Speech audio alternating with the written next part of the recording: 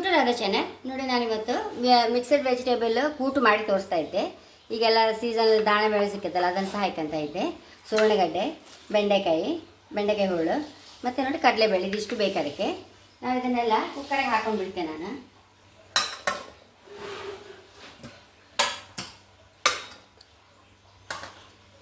ಸುವರ್ಣಗಡ್ಡೆ, ಕಡಲೆಬೇಳೆ ಒಂಚೂರು ತೊಳೆದು ಹಾಕಂತೆ.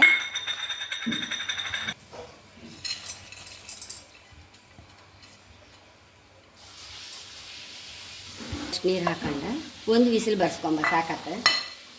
ಕುಕ್ಕರಲ್ಲಿ ಇಲ್ಲಿ ಒಲೆ ಮೇಲೆ ಇಟ್ಕೊಂಡಿದೆ. ವಿಸಿಲ್ ಬಂದರೆ ಸಾಕು, ಎಲ್ಲ ಸಾಫ್ಟ್ ತರಕಾರಿ ಎಲ್ಲ. ಒಂಚೂರು ಎಣ್ಣೆ ಹಾಕೊಂಬ, ಒಣಮೆಣಸು, ಬೇವಿನ ಎಲೆ, 1 ಟೇಬಲ್ ಸ್ಪೂನ್ ಕೊತ್ತಂಬರಿ, ಕಡಲೆಬೇಳೆ, 2 ಟೀ ಸ್ಪೂನ್ ಕೊತ್ತಂಬರಿ, 1.5 ಚಮಚ ಉದ್ದಿನಬೇಳೆ, ಇದಿಷ್ಟು ಲೈಕ್ ಹರ್ಕೊಂಬ. 2 ಟೀ ಸ್ಪೂನ್ ಕೊತ್ತಂಬರಿ, 1.5 ಟೀ ಸ್ಪೂನ್ ಉದ್ದಿನಬೇಳೆ, 1 ಟೇಬಲ್ ಸ್ಪೂನ್ ಕಡಲೆಬೇಳೆ.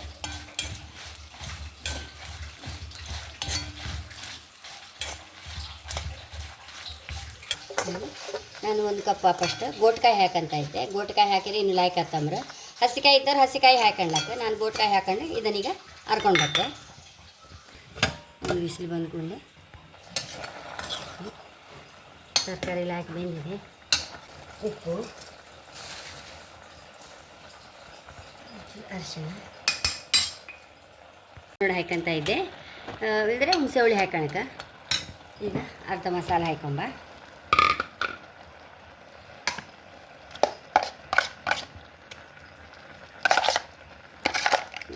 ದಿನ ಒಂದೇ ನಮೂನೆ ಬೇಳೆ ಹಾಕಿ ಹುಳಿಕ್ಕಿಂತ ಕೆಲವು ಹೀಗೆ ಚೇಂಜ್ ಮಾಡ್ಕೊಂಡ್ರೆ ಸ್ವಲ್ಪ ಎಲ್ಲರಿಗೂ ಖುಷಿ ಆಯ್ತು. ಮನೆ ಮಂದಿಗೆಲ್ಲ ಮಿಕ್ಸಿ ತೊಳೆದೆಲ್ಲ ಹಾಕೊಂಬ. ಇದಕ್ಕೆ ಒಳ್ಳೆ ಪರಿಮಳ ಬರ್ತಾ ಉಂಟು.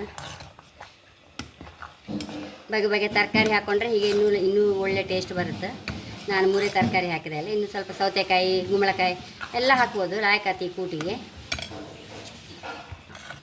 ಕೊದಿ ಬಂದರೆ ನಮ್ಮ ಕೂಟು ರೆಡಿ. ಕುದಿ ಬಂದಿದೆ. ಈಗ ಬೆಂಕಿ ಆಫ್ ಮಾಡಿ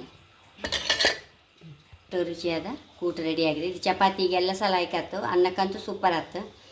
ಹಾಗೆ ನನ್ನ ಚಾನಲ್ ಇಷ್ಟ ಆದರೆ ಸಬ್ಸ್ಕ್ರೈಬ್ ಮಾಡಿ, ಲೈಕ್ ಮಾಡಿ, ಕಾಮೆಂಟ್ ಮಾಡಿದಂತೂ ಮರಲೇಬೇಡಿ. Thank you.